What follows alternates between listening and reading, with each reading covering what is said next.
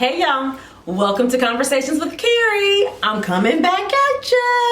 All right, but it was on my heart. At first I was like, let me go on here and give people an update of, like dating as a Christian woman. But then I realized I have nothing to update.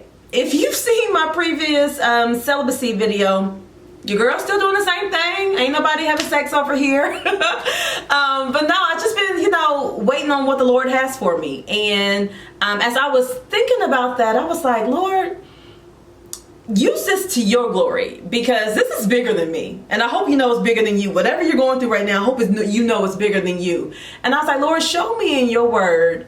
Encourage me so that I can encourage somebody else based on your word of somebody who was, waiting on you, and then you did some miraculous things in their life. And I know you're thinking, Carrie, there's plenty of that in the Bible. But there's one particular story that I want to talk to you about. So y'all ready? Because we about to go in. Okay.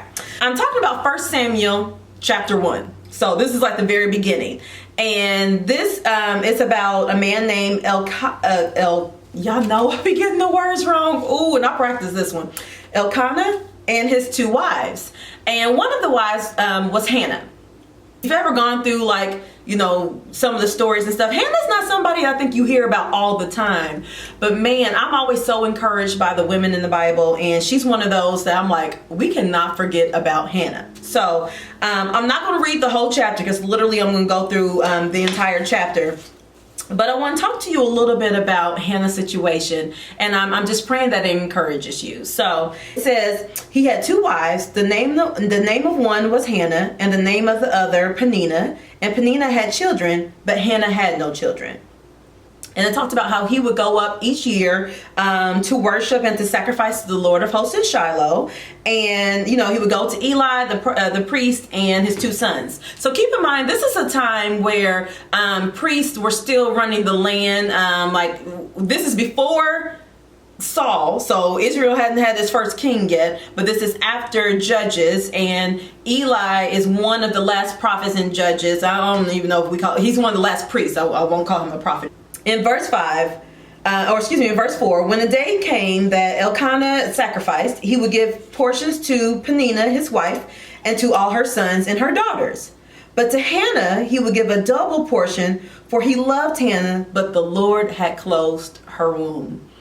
And this scripture just stood out so much to me, because this wasn't a situation where it was like, and the enemy was against Hannah. No, it says the Lord had closed her womb. And I think about how often there are things in our life that the Lord has actually done it. We quick to be like, ooh, I rebuke that. No, sometimes it's the Lord's work. And those are the best times, actually. And I know, since we know what happens in the story, at least some of us know, and I'm about to tell you, it's easy to look back now and be like, ooh, hallelujah, the Lord had closed her womb. But I want you to think about Hannah. And actually, some of you are women who are wanting to start a family. Maybe you're a woman or a man waiting on your spouse so that you could start a family. Maybe you're waiting on that job to buy that house. Whatever it might be that you're waiting on, and the Lord his hand might be in and tell you, no, not yet, not yet. And sometimes that not yet is so difficult. So I'm going to keep going really quick. And it said her rival, however, would provoke her bitterly to irritate her, because the Lord had closed her womb. And it happened year after year. As often as she went up to the house of the Lord, she would provoke her. So she wept and would not eat. There's so much here. Because first of all, the fact that Peninnah would provoke her and tease her year after year, Peninnah was probably ugly.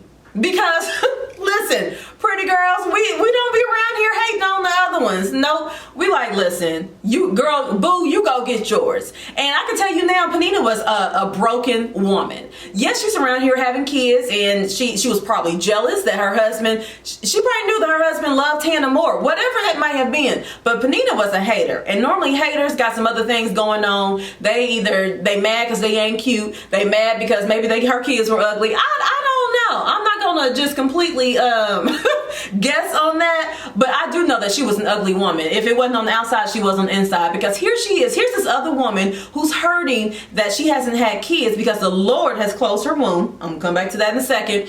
And she's around here teasing her and provoking her. See, Penina had the right one because Hannah was a woman of God. Because if you had got me maybe about 7 years ago, quietly, if you got me about 2 years ago, oh yeah, I would showed you what all that teasing was about. I've been around here putting some Vaseline on my face and we about to set it off, Penina. But you know what? That's why the Lord's still working on me. Glory. Because ain't that just normally how it goes? When you're over here, you're like, Lord, you trying to just do things right. And here comes the hater over here, the ugly one, who she's getting everything that you've been asking for. Okay? She got the men calling her, quoting scriptures practically on the phone. She's just popping out babies left and right. And you thinking, she ain't fasting, she ain't praying, she over here doing whatever and living her life in any kind of way. And now it's up in my face and I got to deal with it. And that's what lets me know that Hannah was a woman just that she was destined for more than what she realized. Because never in here does it say that Hannah went off right back at her, that Hannah cussed Penina out, or that Hannah smacked her a couple times just for talking crazy, which some of us would definitely do. Okay, but that's really kind of how it happens when you're at your lowest and sometimes you're feeling really hurt. That's where the enemy will come and send the people who have the exact thing that you're wanting, the exact thing that you've been praying for, the exact thing that you've been fasting for, and they'll come up in your face and talking crazy. And Lord's looking at you like, well, how are you going to respond? Are you going to represent me, or are you going to respond how you want to respond because it makes you feel better? And ultimately, it's just pride anyway. That's one of the reasons why we get mad, is because our pride is hurt. But we ain't even gonna go down that road just yet. It says that she wept and would not eat.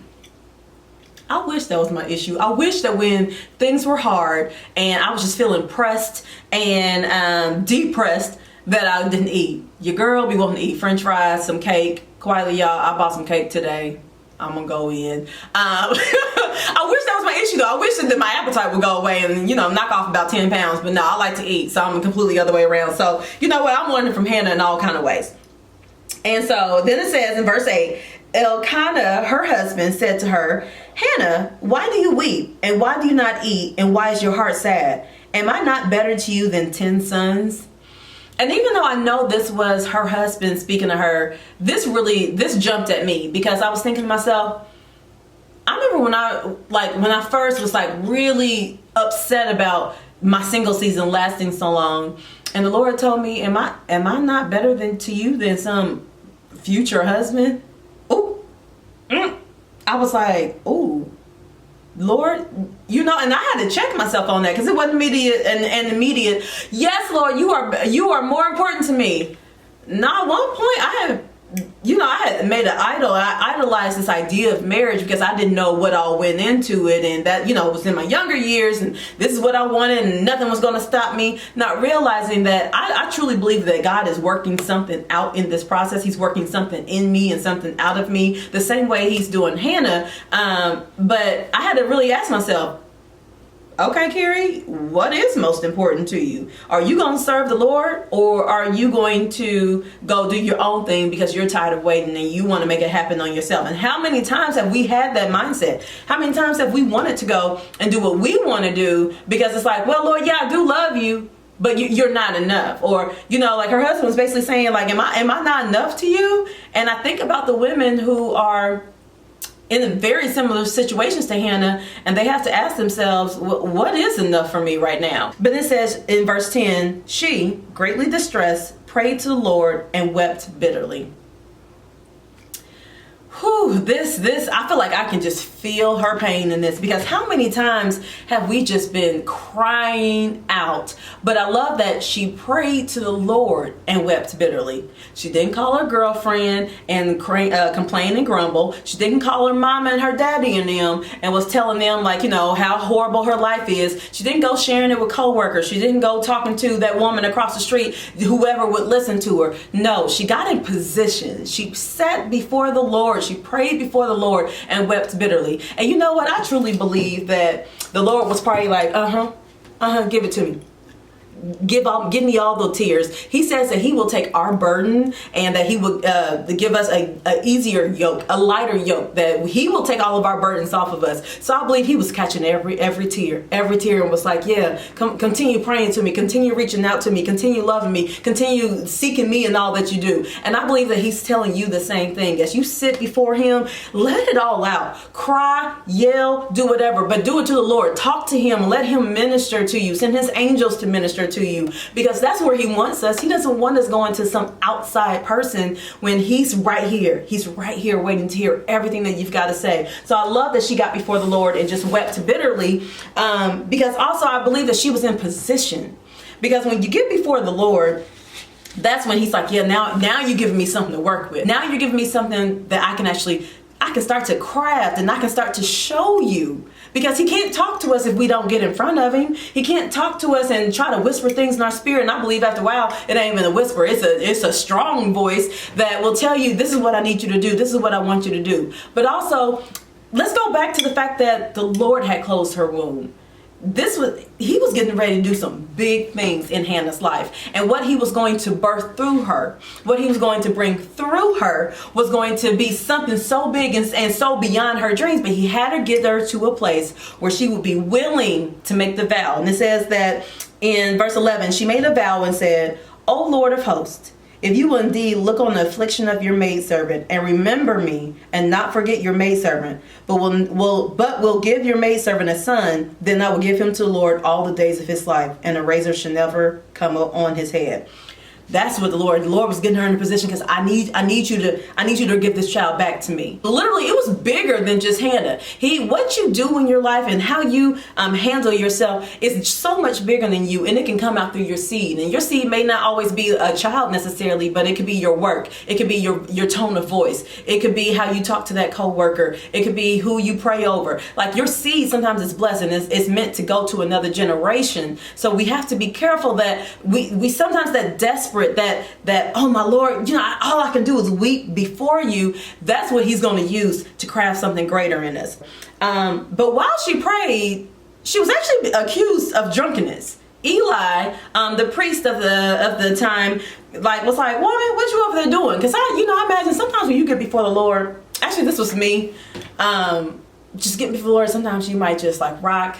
Sometimes you might look like you a little off, because you might be mumbling to yourself and you rocking, and I imagine she was sitting there and those tears were falling from her face, and she was just mumbling to herself, and just because she was praying. And I believe that the priest prayed like, "Girl, stop drinking. What's wrong with you? Put away your wine." And she was like, No, I'm not around here drinking. I have poured out my soul before the Lord. That's how she responded to him. And then I thought about dang, just when she's at her lowest, she got old girl Penina at home teasing her nonstop. She got her husband asking am I not enough? And now she got someone from the church around here offending her and accusing her of being drunk. Lord, what else do you have for me? What is going on right now? But that's just it. When you have all these things, you got somebody at home, somebody, in your life, and then also maybe even somebody from church that could possibly offended you, or, is accusing you of something that that's not even true. That's when okay, Lord, I'm in a fight right now. But that's when he's about to do something major in your life. So she goes on, and Hannah gives birth to Samuel. Now Samuel again was the last priest and the last judge before Saul comes in the picture, before the people of Israel demanded a king. And what I love about Hannah is that, okay, so she has this baby, this beautiful baby boy, and I'm sure she was so excited. She kept her vow to the Lord. She actually returns this baby back to the Lord, and he goes on to become this amazing priest, this amazing prophet, who actually helped anoint David, who's in the lineage of Christ. So I'm sure when Hannah was sitting there and she was being teased, her husband was questioning her, the priest is accusing her of being drunk. I wonder if she knew right then and there that this baby that I'm praying for, this baby that I've been hoping for, this baby that I'm just praying that the Lord remembers me and gives me, is going to be used so mightily by the hand of Christ that he's going to be part of the lineage of Christ in a different type of way. He's going to contribute to the lineage of Christ. If she had known that, she would have known this is why I'm going through what I'm going through. And I want to encourage you right now. I know that it's hard. I know that is hard, but let me tell you right now what the Lord is doing. He is building something amazing in you, and it's so much bigger than you. What you're about to give birth to, and that's not always physical, but what Lord's about to do, what he's crafting on the inside of you is going to be so amazing, so great. And you're gonna wonder, that makes sense. That's why I had to go through that. That's why that battle was so great. And I just want to encourage you today, because honey, you are not alone. You are not the only one waiting. But if you get yourself before the Lord, and again, give him all of it. Because like I said, he's sitting there waiting on it. He's waiting on every tear. He's waiting on you to worship him. He's waiting on you to respond, even in the face of adversity, even in the face of haters. He wants you to respond in a way that he would, and not go off, not cuss him out and do all the stuff that we want to do. Let's be very clear. Do all the things that we want to do. But no, he wants to use you and show you and just do amazing works in your life, that what he's about to do through you is going to be amazing. And let's not forget, it goes on as it talks about, like after she weaned Samuel, she gives him back to the church, and he's actually raised by Eli because he's a priest. But she has 5 other kids after that. You heard me. 5 other kids. This woman who the Lord had closed her womb, he now blessed with multiple fruitness. And I'm sure she was probably with, a big belly, and then with one baby on her hip and probably another one on her leg. She probably was like, hey, Penina, can you help a sister out real quick? And I know Penina was over there somewhere mad, just bitter. Because again, those who are like the ones that trying to rub what they got in your face, they got some other issues, honey, and the Lord will take care of them. I want you to know that what the Lord is doing in your life, you may not see it, but I believe he's working behind the scenes, because that's how amazing he is. So don't be discouraged. Get in position to hear from him, and just remember to just honor him in all that you do. So be encouraged. Thank you for joining Conversations with Carrie. Go head on over to carrielee.com. Check out my newest blog post, and I hope you read, laugh, and relate. Take care.